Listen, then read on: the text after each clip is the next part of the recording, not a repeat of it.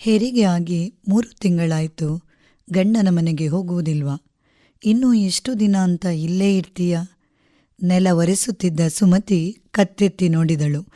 ಅಮ್ಮನ ಬಾಯಿಯಿಂದ ಇಂಥದ್ದೊಂದು ಪ್ರಶ್ನೆ ಹೊರಬೀಳಬಹುದೆಂಬ ಊಹೆಯೂ ಅವಳಿಗಿರಲಿಲ್ಲ.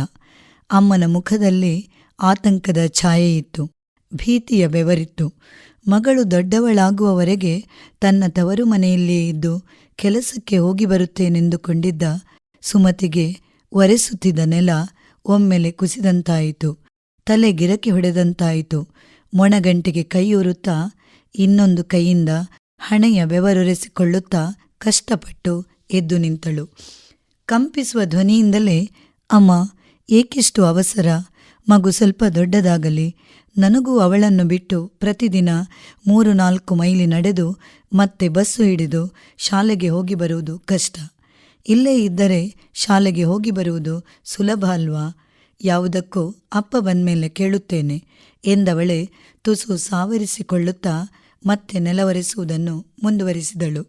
ಹೌದು, ಎಲ್ಲ ಹೆಣ್ಣು ಮಕ್ಕಳಂತೆ ತಾನೂ ಕೂಡ ಮದುವೆಯಾಗಿ ಗಂಡನ ಮನೆಯಲ್ಲಿ ಆರಾಮವಾಗಿ ದಿನ ಕಳೆಯಬಹುದು.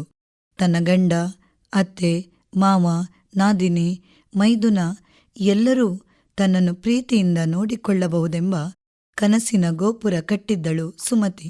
ಎಲ್ಲವೂ ಅಂದುಕೊಂಡಂತೆ ಆಗುವುದಿದ್ದರೆ ಜೀವನದಲ್ಲಿ ಕಷ್ಟವೇ ಇರುತ್ತಿರಲಿಲ್ಲವೇನೋ. ಮದುವೆಯಾದ ಹೊಸದರಲ್ಲಿ ನೆಂಟರಿಷ್ಟರ ಮನೆ, ಬಂಧುಗಳ ಮನೆಯೆಲ್ಲ ಸುತ್ತಿದ್ದಾಯಿತು. ಅಣ್ಣ ಎಲ್ಲಿ ತನಗಿಂತ ತನ್ನ ಹೆಂಡತಿಯನ್ನೇ ಹೆಚ್ಚು ಪ್ರೀತಿಸುತ್ತಾನೋ ಎಂದುಕೊಂಡ ನಾದಿನಿ ಸುಧಾ, ಸುಮತಿ ಹಾಗೂ ಅವಳ ಗಂಡ ಎಲ್ಲೇ ಹೋದರೂ ಬೇತಾಳನಂತೆ ಬೆನ್ನ ಹಿಂದೆಯೇ ಹೋಗುತ್ತಿದ್ದಳು. ಏನಾದರೊಂದು ಸುದ್ದಿ ಮಾತನಾಡಿ ಅಣ್ಣನನ್ನು ಮೋಡಿ ಮಾಡುತ್ತಿದ್ದಳು.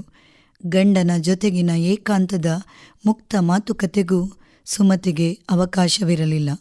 ತಿಂಗಳ ಸಂಬಳದಲ್ಲಿ ಗಂಡನ ಮನೆಯ ಖರ್ಚಿಗೆಂದು ಆಕೆ ಕೊಡಬೇಕಾಗಿತ್ತು. ಇಲ್ಲದಿದ್ದರೆ ಮಾವನ ಪಿತ್ತ ನೆತ್ತಿಗೇರುತ್ತಿತ್ತು. ಕಡಿಮೆ ಸಂಬಳ ಸಿಗುವ ಟೀಚರ್ ಕೆಲಸ ನಿನಗ್ಯಾಕೆ ಬೇಕಿತ್ತು ಎಂದು ಆಗಾಗ ಹಂಗಿಸುತ್ತಲೇ ಇದ್ದರು.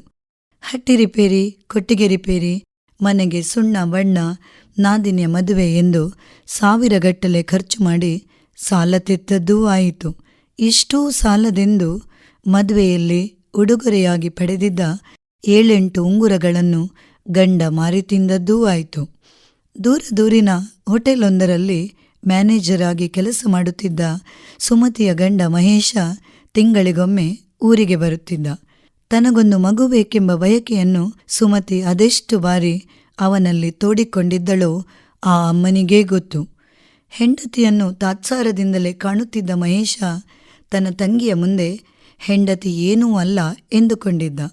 ಅಕ್ಕಪಕ್ಕದವರಲ್ಲಿ ನೆಂಟರಿಷ್ಟರಲ್ಲಿ ಬಹಳಷ್ಟು ಬಾರಿ ಹೇಳಿಯೂ ಇದ್ದ. ಮಾನಸಿಕವಾಗಿ, ದೈಹಿಕವಾಗಿ ಹೆಂಡತಿಯನ್ನು ಹಿಂಸಿಸುವುದು, ಟೀಕಿಸುವುದು ಅವನಿಗೇನೂ ಹೊಸತಲ್ಲ. ನಿನಗೆ ಮಗು ಬೇಕಿದ್ದರೆ ಮಿಂಡನನ್ನು ನೋಡಿಕೊ ಎಂದಾಗ ಇವನೇನು ಗಂಡನೋ ಷಂಡನೋ ಎಂಬ ಪ್ರಶ್ನೆ ಸುಮತಿಯಲ್ಲಿ ಮೂಡಿತ್ತಾದರೂ ಕೇಳುವ ಧೈರ್ಯ ಆಕೆಗಿರಲಿಲ್ಲ. ತನ್ನ ನೋವನ್ನೆಲ್ಲ ನಂಬಿದ ಅಮ್ಮನಲ್ಲೇ ಹೇಳಿಕೊಂಡು ಅತ್ತುಬಿಟ್ಟಳು. ತನ್ನನ್ನು ಸ್ವಂತ ಮಗಳೆಂದೇ ತಿಳಿದು ಅಕ್ಕರೆಯಿಂದ ಕಾಣುತ್ತಿದ್ದ ಸೋದರತೆಯ ಸಹಕಾರದಿಂದ, ಕಾಳಜಿಯಿಂದ 2 ವರ್ಷಗಳ ಬಳಿಕ ಸುಮತಿ ಗರ್ಭಿಣಿಯಾದಳು. ಕೊನೆಗೂ ಅಮ್ಮ ಸಂತಾನ ಭಾಗ್ಯ ಕರುಣಿಸಿದಳೆಂಬ ಖುಷಿಯಲ್ಲಿದ್ದ ಸುಮತಿಗಂದು ಆಘಾತ ಕಾದಿತ್ತು. ತನ್ನ ಹೊಟ್ಟೆಯೊಳಗೆ ಭೂಕಂಪವಾದಂತೆ ತಳಮಳವಾಯಿತು. ಹುಟ್ಟಿದ್ದ ಬಟ್ಟೆಯೆಲ್ಲ ಮೈಲಿಗೆಯಾಯಿತು. ಹೌದು, ಅವಳಿಗೆ ಗರ್ಭಪಾತವಾಯಿತು. ಅವಳಾಗ ಬಾಡಿಗೆಯ ಮನೆಯಲ್ಲಿದ್ದಳು. ಅರೆಹುಚ್ಚಿಯಂತಾಗಿದ್ದ ಅವಳನ್ನು ನೆರೆಮನೆಯವರು ಆಸ್ಪತ್ರೆಗೆ ದಾಖಲಿಸಿದರು. ಗಂಡನೆನ್ನುವ ಪ್ರಾಣಿ ಒಂದು ಬಿಡಿಗಾಸು ಬಿಚ್ಚದಿದ್ದಾಗ ನೆರೆಮನೆಯವರೇ ಆಸ್ಪತ್ರೆಯ ಮುಂಗಡ ಶುಲ್ಕ ಪಾವತಿಸಿದರು. 1 ವರ್ಷದೊಳಗೆ ಮತ್ತೆ ಗರ್ಭಧರಿಸಿದಾಗ ಸುಮತಿ ಅತಿ ಹೆಚ್ಚು ಜಾಗ್ರತೆ ವಹಿಸಿದಳು. ಜೊತೆಗಿದ್ದು ಕಾಲೇಜಿಗೆ ಹೋಗುತ್ತಿದ್ದ ಅವಳ ಅಕ್ಕನ ಮಗ ಅಮೃತ್ ಚಿಕ್ಕಮ್ಮನಿಗೆ ಕಿಂಚಿತ್ತೂ ಕಷ್ಟವಾಗದಂತೆ ಸುಮತಿಯ ಆರೈಕೆ ಮಾಡಿದ. ಅವನ ಕಾಲೇಜು ವಿದ್ಯಾಭ್ಯಾಸ ಮುಗಿದ ಬಳಿಕ ಸುಮತಿ ತನ್ನ ಶಾಲೆಗೆ ತುಸು ಹತ್ತಿರವಿದ್ದ ಗೆಳತಿಯೊಬ್ಬರ ಮನೆಯಲ್ಲೇ ಉಳಿದುಕೊಂಡು ಕೆಲಸಕ್ಕೆ ಹೋಗಿ ಬರುತ್ತಿದ್ದಳು. ಪ್ರತಿ ತಿಂಗಳು ಅಪ್ಪ ವೈದ್ಯರಲ್ಲಿಗೆ ಕರೆದುಕೊಂಡು ಹೋಗಿ ಆರೋಗ್ಯ ತಪಾಸಣೆ ಮಾಡಿಸುತ್ತಿದ್ದರು. ಹೆರಿಗೆಯ ಕಾಲಕ್ಕೆ ಆಸ್ಪತ್ರೆಯ ಪೂರ್ತಿ ಶುಲ್ಕವನ್ನು ಅವರೇ ತೆತ್ತರು. ಅಪ್ಪ ಅಮ್ಮನ ಆರೈಕೆಯಲ್ಲೇ ತವರು ಮನೆಯಲ್ಲೇ ಬಾಣಂತನವೂ ಮುಗಿಯಿತು. ಜೀವನದ ಸೌಭಾಗ್ಯ ಶಿಖರವನ್ನು ಏರಿದ ಧನ್ಯತೆ ಸುಮತಿಯಲ್ಲಿತ್ತಾದರೂ ಕಳೆದು ಹೋದ ಕಹಿ ದಿನಗಳ ನೆನಪಿನ್ನೂ ಅವಳ ಜೀವ ಹಿಂಡುತ್ತಲೇ ಇತ್ತು. ಶಾಲೆಗೆ ಬೇಸಿಗೆ ರಜೆ ಸಿಕ್ಕಾಗ ಗಂಡನಿದ್ದ ಊರಿಗೆ ಹೋಗಿದ್ದಳು. ಸೆಕೆಯಾದರೂ ಪರವಾಗಿಲ್ಲ, ಗಂಡನ ತೋಳಪ್ಪುಗೆಯ ಬಿಸಿಗಾಗಿ ಹಂಬಲಿಸಿದ್ದಳು. ಗೋಮುಖ ವ್ಯಾಘ್ರನಾಗಿದ್ದ ಗಂಡ ತನ್ನ ಬರುವಿಕೆಗಾಗಿ ಹೆಂಡತಿ ವಸತಿ ಗೃಹದಲ್ಲೇ ಕಾಯುತ್ತಿರುತ್ತಾಳೆಂಬುದನ್ನು ಮರೆತಿದ್ದ. ಊಟದ ಬುತ್ತಿಯೊಂದಿಗೆ ಭರ್ಜರಿ ಊಟ ಮಾಡುವುದಕ್ಕಾಗಿ ತನ್ನ ಸ್ನೇಹಿತನನ್ನು ಕಳುಹಿಸಿದ್ದ ಷಂಡ ಮಹೇಶ. ಸತ್ಯ ಧರ್ಮವನ್ನೇ ನಂಬಿದ್ದ ಸುಮತಿ ತನ್ನೆಲ್ಲ ಆತ್ಮಬಲವನ್ನು ಕ್ರೋಢೀಕರಿಸಿ ಅಂದು ಹೇಗೋ ಬಚಾವಾಗಿ ಹೊರನಡೆದಳು. ಅವಳ ಎದೆಯ ಗೂಡಲ್ಲಿ ನೋವಿನ ಬೆಂಕಿ ಉರಿಯುತ್ತಲೇ ಇತ್ತು. ಯಾರಲ್ಲೂ ಹೇಳಿಕೊಳ್ಳಲಾಗದೆ ಬೆಂದು ಹೋಗಿದ್ದಳು ಸುಮತಿ. ಶಾಲಾ ವಾರ್ಷಿಕೋತ್ಸವದ ದಿನವೇ ಮನೆಯಲ್ಲಿ ಅಜ್ಜಿಯ ವೈಕುಂಠ ಸಮಾರಾಧನೆ. ಕರ್ತವ್ಯದ ಕರೆಗೆ ಓಗೊಟ್ಟು ಸುಮತಿ ಬೇಗನೆ ಊರಿನಿಂದ ಹೊರಟಿದ್ದಳು. ವಾರ್ಷಿಕೋತ್ಸವ ಮುಗಿಸಿ ರಾತ್ರಿ 8:15 ಗಂಟೆಗೆ ಶಾಲೆಯಿಂದ ತಾನಿದ್ದ ಬಾಡಿಗೆಯ ಮನೆಗೆ ಹಿಂದಿರುಗುವಷ್ಟರಲ್ಲಿ ನೆರೆಮನೆಯ ಅಕ್ಕ ಕೇಳಿಯೇ ಬಿಟ್ಟರು. ಸುಮತಿ, ಇವತ್ತೇನು ವಿಶೇಷ? ಮಹೇಶ ಆಗಲೇ ಬಂದಿದ್ದಾರೆ. ಅವರ ಜೊತೆಗೆ ಯಾರೋ ಇನ್ನೊಬ್ಬ ಗಂಡಸಿದ್ದಾರೆ. ಕೈಕಾಲು ನಡುಗಲಾರಂಭಿಸಿತು. ಹೆಜ್ಜೆ ಭಾರವಾಗಿ ನಡೆಯುತ್ತಿದ್ದ ನೆಲ ಕುಸಿದಂತಾಯಿತು ಸುಮತಿಗೆ. ಬಹಳ ಸುಸ್ತಾಗಿತ್ತು, ಹಸಿವಾಗಿತ್ತು. ಆದರೂ ಅವಳಿಗೆ ಊಟ ಬೇಡವೆನಿಸಿತ್ತು. ಮರುದಿನದ ತಿಂಡಿಗೆಂದು ಅಕ್ಕಿ ನೆನೆ ಹಾಕಿ ಮಲಗಿಬಿಟ್ಟಳು. ಕಣ್ಣಿಗೆ ಮಾತ್ರ ನಿದ್ದೆ ಹತ್ತಲಿಲ್ಲ. ಸುಮಾರು 11 ಗಂಟೆ ದಾಟಿರಬಹುದು. ಪಕ್ಕದಲ್ಲಿ ಮಲಗಿದ್ದ ಗಂಡ ಚಾವಡಿಯಲ್ಲಿ ಮಲಗಿದ್ದ ಗಂಡಸಿನೊಂದಿಗೆ ಮಲಗಬೇಕೆಂದು ಹಿಂಸಿಸಲಾರಂಭಿಸಿದ. ಅದೆಷ್ಟೇ ಕೇಳಿಕೊಂಡರೂ ಮಹೇಶ ಕೇಳಲೇ ಇಲ್ಲ. ಮತ್ತೆ ಮತ್ತೆ ಪೀಡಿಸಿದ. ಎದ್ದು ನಿಂತವನೇ ಬಾಗಿಲತ್ತ ಹೋದ. ಇನ್ನೇನು ಮಹೇಶ ಚಿಲಕ ತೆಗೆಯಬೇಕೆನ್ನುವಷ್ಟರಲ್ಲಿ ಸುಮತಿ ಕೋಣೆಯ ಮೂಲೆಯಲ್ಲಿದ್ದ ಕತ್ತಿಯನ್ನು ಕೈಗೆತ್ತಿಕೊಂಡಳು. ಚಂಡಿಯಾದಳು, ಚಾಮುಂಡಿಯಾದಳು. ಕೋಣೆಯ ಬಾಗಿಲು ತೆರೆದರೆ ನಿನ್ನನ್ನು ಕೊಚ್ಚಿ ಹಾಕುತ್ತೇನೆ, ಬಾಯಿ ಮುಚ್ಚಿಕೊಂಡು ಇಲ್ಲೇ ಬಿದ್ದಿರು ಎಂದು ಜೋರಾಗಿ ಕಿರುಚಿದಳು. ಮಹೇಶ ಬಾಗಿಲು ತೆರೆಯದೆ ಅಲ್ಲೇ ಹಾಸಿಗೆಯಲ್ಲೇ ಬಿದ್ದುಕೊಂಡ. ಸುಮತಿಗೆ ಯಾವಾಗ ನಿದ್ದೆ ಬಂತೋ ಗೊತ್ತಿಲ್ಲ. ಕೋಣೆಯಲ್ಲಿ ಬೆಳಕು ಹರಿದಾಗ ಎಚ್ಚರವಾಯಿತು. ಎದ್ದು ನೋಡುವಷ್ಟರಲ್ಲೇ ಗಂಡ, ಅಲ್ಲ ಷಂಡ, ಮತ್ತು ಚಾವಡಿಯಲ್ಲಿ ಮಲಗಿದ್ದ ಆಗಂತುಕ ಇಬ್ಬರು ಪರಾರಿಯಾಗಿದ್ದರು. ಮೈ ಮನಸ್ಸುಗಳೆರಡೂ ನಿತ್ರಾಣವಾಗಿದ್ದ ಸುಮತಿಗೆ ವಿಪರೀತ ಜ್ವರ ಬಂದಿತ್ತು.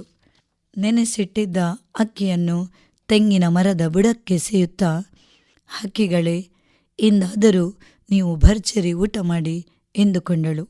ಚಹಾ ತಿಂಡಿ ಮಾಡದೆ ಮನೆಗೆ ಬೀಗ ಜಡಿದು ತನ್ನೂರ ಬಸ್ಸು ಹತ್ತಿ ಊರಿಗೆ ಹೋದಳು. ಯಾರಲ್ಲೂ ಹೇಳಲಾಗದೆ ಶಾಲೆಗೆ 4 ದಿನ ರಜೆ ಹಾಕಿದಳು. ಮನೆಯ ಉಪ್ಪರಿಗೆ ಕೋಣೆಯಲ್ಲಿ, ಬಚ್ಚಲು ಮನೆಯಲ್ಲಿ ಯಾರಿಗೂ ಗೊತ್ತಾಗದಂತೆ ಮನಸ್ಸು ತಿಳಿಯಾಗುವವರೆಗೂ ಅತ್ತಳು.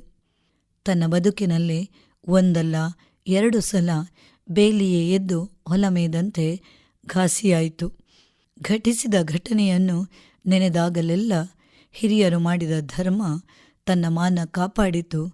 ಕಾಯುವ ಅಮ್ಮ ಎಲ್ಲಿದ್ದರೂ ಹೇಗಿದ್ದರೂ ಯಾವ ರೂಪದಲ್ಲಾದರೂ ಖಂಡಿತ ಕಾಯುತ್ತಾಳೆ. ಏಕೆಂದರೆ ಅವಳೂ ಹೆಣ್ಣು.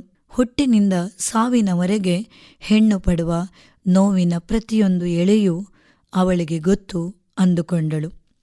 ಅಮ್ಮನ ಪ್ರಶ್ನೆಯಿಂದ ನಡೆದುದೆಲ್ಲ ಮತ್ತೆ ನೆನಪಾಗಿ ಸುಮತಿ ಜಾಗೃತಳಾದಳು.